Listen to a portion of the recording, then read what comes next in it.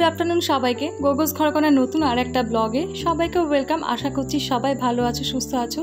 আর এখন বাজে দুপুর 2:30টা আর আমি রেডি হচ্ছি কোথাও একটা বেরোবো আর তার জন্য প্রিপারেশন নিচ্ছি। দেখো নাক মুখ বেঁধে আর সানগ্লাস একটা অবশ্যই পরতে হবে, কারণ বাইরেটা না দেখলে বুঝতে পারবে না আজকের টেম্পারেচারটা ঠিক কী রকম।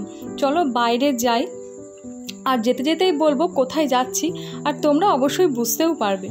চলো তাহলে ভিডিওটা শুরু করার আগে বারবার বলে দিচ্ছি, যারা নতুন দেখছো আমার ভিডিও তারা প্লিজ চ্যানেলটা সাবস্ক্রাইব করে দিও, আর যারা অলরেডি সাবস্ক্রাইব করে রেখেছো তাদেরকে অনেক অনেক থ্যাংক ইউ। আমার ভিডিওটা একটু লাইক শেয়ার করে দিও, তাহলে আরও ভালো লাগবে। তো বাইরের ওয়েদারটা দেখে বুঝতেই পারছো আজকে কি পরিমাণ রোদের তাপ। আর হ্যাঁ দেখো আমি চলে এসেছি হাবিবসে, বুঝতেই পারছো বিউটি এক্সপার্টের কাছে এসেছি মানে কিছু তো একটা করবই। চলো ভিতরে যাই। আসলে এই টাইমে আমি আমার অ্যাপয়েন্টমেন্টটা নিয়ে রেখেছিলাম একদিন আগে, তো তার জন্য ওরা আমাকে এই টাইমটা দিয়েছিল বলেই আমাকে এই রোদের মধ্যে কষ্ট করে আসতে হলো। তো যেহেতু আমার আগে সিট বুকিং করাই ছিল আমাকে বেশিক্ষণ অপেক্ষা করতে হয়নি। তো আমি আজকে চলে এসেছি আমার হেয়ার স্মুথনিং করাতে। তো এটা অনেক দিন ধরে আমার ইচ্ছা ছিল, কিন্তু না ভয়ে আমি মানে করে উঠবো এই সাহসটা পাচ্ছিলাম না। তো প্রথমে আমার হেয়ার এক্সপার্ট এসে আমার হেয়ারটাকে ওরা খুব ভালোভাবে দেখে নিয়েছিল কি করতে হবে, আর সেই মতনই আমাকে ওরা সাজেস্ট করলো যে আমি যেন কেরা স্মুথটা করাই। আর আমি আমার চুলের লেন্থটা তোমাদেরকে একটু দেখিয়ে দিচ্ছি সামনে থেকে দেখো। তো আমার কি রেট পড়েছে না পড়েছে এবং কোনটা বেটার সেটা আমি সবটা তোমাদেরকে জানাবো, তবে ভিডিও শেষে। তো ভিডিওটা স্কিপ না করে পুরোটা দেখবে। আর একটা কথা, কখনো নিজেরা কিন্তু মানে বলতে যাবে না যে আমি এটা করব ওটা করব, পুরোটাই কিন্তু এক্সপার্টের উপর ছেড়ে দেবে, কারণ আমাদের থেকে ওরা অনেক বেশি এক্সপিরিয়েন্সড হয়। তো ওদের কথা মতন কাজ করলে কিন্তু আমার নিজের ভালো। তো সেই মতনই আমি ওদের কথা মতনই কাজ করেছি, ওরা যেমনটা বলেছে। তো আমাকে তার সাথে একটা ট্রিটমেন্টের জন্য বলেছিল, আমি সেই ট্রিটমেন্টটাও একসাথে করে নিয়েছি। তারপর ওরা আমার প্রথমেই শ্যাম্পু সেকশনে বসিয়ে আমার চুলটা শ্যাম্পু করিয়ে নিল, আর তারপর অ্যাপ্রন পরিয়ে দিচ্ছে। বুঝতেই পারছো আমি ভাবছি শুধু কি না চুলটা যেন নষ্ট না হয়ে যায়। আমার বিশ্বাস ছিল, তবুও হয় না যে মনের মধ্যে কিছু একটা মানে হয়ে যায় যে যেন আমার প্রচুর পরিমাণে যাতে হেয়ার ফল না হয়, বা আমার একটা যেমন ভয় রয়েছে যে চুলটা যে টেনে টেনে করবে যাতে তাতে নষ্ট না হয়ে যায়, এরকম কিছু হবে না। তো আমি তো ওদেরকে প্রচণ্ড পরিমাণে কথা বলিয়ে বিরক্তই করে দিচ্ছিলাম। তারপর দেখো আমার চুলটা খুব ভালোভাবে ওরা ড্রায়ার দিয়ে একটু শুকিয়ে নিয়েছে, একটু না পুরোটাই শুকিয়ে নিয়েছে, তারপর পার্টিশন করে দিচ্ছে। চুলটা না এই নিচের দিকে অনেক ফেটে গেছে, এগুলো যাবে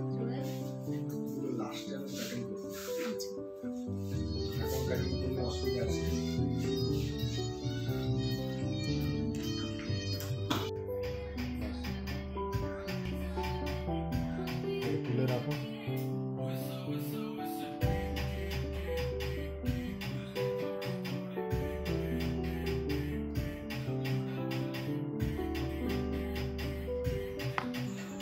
তারপরে ফাইনালি ওরা আমার হেয়ার রিপেয়ারের কাজটা শুরু করে দিয়েছিল। তো আমি তো প্রচণ্ড বকছি, কিন্তু ওদের সত্যি বলবো প্রচুর ধৈর্য, আর ওদের কিন্তু ব্যবহার ভীষণ ভালো, ভীষণই ভালো। আমি যে এত বকিয়েছি কিন্তু ওদের মধ্যে এতটুকু বিরক্ত দেখতে পাইনি। আমি যখন যেমনভাবে প্রশ্ন করছি ওরা কিন্তু আমার প্রতিটা প্রশ্নের জবাব দিয়ে গেছে। একটুও আমি কারোর মধ্যে একটুও মানে কি বলবো বিরক্তির ছাপটুকুও দেখিনি। আর হ্যাঁ, শিউরিতে কিন্তু মানে দুটো রয়েছে ব্রাঞ্চ হাবিবসের, আর আমি কিন্তু এসেছি হাবিবসের অরিজিনালসটাতে।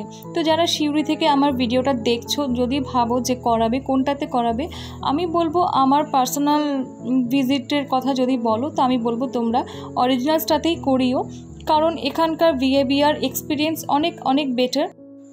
আর দেখো হেয়ার রিপেয়ারের ক্রিমটা লাগানোর পরে আমাকে বেশ কিছুক্ষণ ওয়েট করতে বলেছিল, আর আমি তো এত ছটফট করছিলাম, শুধু বারবার করে বলছি দেখো হয়েছে কি না, কারণ এটা মোটামুটি বলেছিল 45 মিনিট থেকে 1 ঘন্টা মতো লাগিয়ে রাখতে হবে।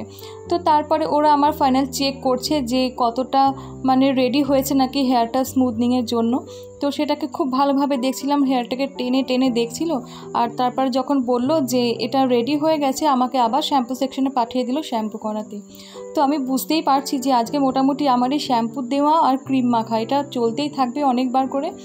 কিন্তু কি আছে মানে ধৈর্য তো রাখতেই হবে, যখন একটু সাজুগুজু করে সুন্দর দেখাতে এসেছি এইটুকু তো ধৈর্য রাখতেই হবে বলো। আর তারপরে দেখো আমার মুখটা কিন্তু মোটামুটি চলতেই থাকছে, আর এখন মোটামুটি বাজছিল প্রায় 5টা।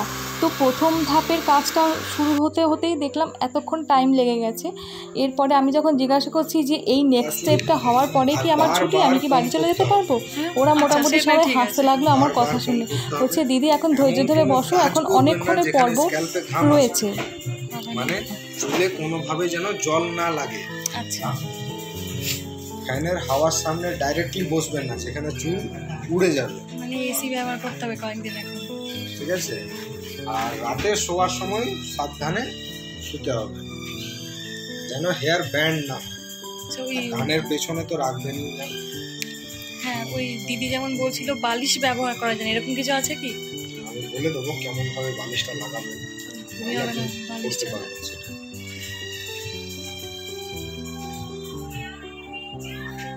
কিচেনে রান্না করতে যাবেন, আচ্ছা, আমি ঘাম আসে স্কাল্প, সেটা সমস্যা নেই। যত ভালো রাখবেন তত ভালো রেজাল্ট পাবেন। মানে এই যতক্ষণ না ওয়াশ হচ্ছে। হ্যাঁ, আমি এখান থেকে যেমন ছেড়ে দেবো তেমন যদি নিয়ে আসেন তো তেমনই থাকবে। আচ্ছা, কবে আসতে হবে? আমি ততদিন কাল বা পরশু একটা দিন, মঙ্গলবার। হ্যাঁ ঠিক আছে, থেকে যাবে। হ্যাঁ হ্যাঁ, এবার আসছে একটু একটু।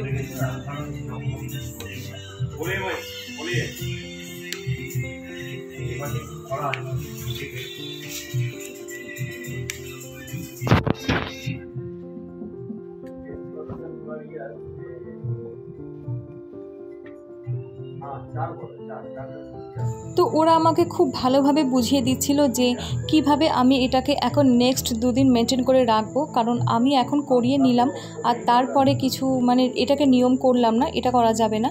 যতদিন না পর্যন্ত হেয়ারটা ওয়াশ না করা হচ্ছে ততদিন পর্যন্ত আমাকে কিভাবে চুলটা রাখতে হবে সেই সমস্ত মানে নিয়মগুলো ওরা খুব ভালোভাবে বুঝিয়ে দিচ্ছিল। আর দেখো এই সময় চুলগুলো এমন টান পড়ছে, তো আমার তো মানে কি বলবো, মনে হচ্ছে যেন যে ছেড়ে দেবা কেঁদে বাঁচে আমি পালিয়ে যাই, এরকম একটা অবস্থা। আর তার সাথে সাথে যেহেতু বিকালও হয়ে গেছিলো আর সামনে পুজো, তো আরও অনেক ক্লায়েন্ট চলে আসছে, তো আমাকে ছেড়ে দিয়ে ততক্ষণ ওরা চলে গেছে একটা পাশের কাটিং করতে। আর এই সময়টা কি বলবো, আমি মানে এত অধৈর্য লাগছে। দেখো আমার কাজটা মোটামুটি হাফ ডান হয়েছে। এরপরে নিউট্রিলাইজার দিয়ে লক করবে, তারপরে আবার একবার শ্যাম্পু করবে, তারপরে আবার হেয়ার মাস্ক দিয়ে কিছুক্ষণ রাখবে, তারপরে আমার মোটামুটি ছুটি হবে। তো এই সময়টা আমার বেশ খিদে পাচ্ছিল, আমি কি করব বুঝতেও পারছিলাম না, কারণ আমার ব্যাগে যা যা খাবার দাবার ছিল আমি সমস্ত কিছু খেয়ে ফেলেছি আর সব শেষ হয়ে গেছিলো। তো তারপর ওখান থেকে আমাকে চা অফার করলো, আমি তো সঙ্গে সঙ্গে ঠিক আছে একটু চা খাওয়া যাক এই ভেবে দিলাম একটু চা খাই, তারপরে বরং আমার নেক্সট স্টেপটা শুরু হবে। আর ওরা দেখো ততক্ষণে আমার নিউট্রিলাইজারটাও রেডি করছিল, এটা দেখে আমার বেশ একটু খুশি হচ্ছিলাম আমি, কারণ আর আমার ধৈর্য ছিল না। এখন মোটামুটি সন্ধ্যে 7টা থেকে 7:10-15 এরকম বাজে। তার বলো আর কি কারো ধৈর্য থাকে? আমি এসেছি কখন, সেই 2:30টার সময় খাওয়া দাওয়া করে বাড়ি থেকে বেরিয়েছি।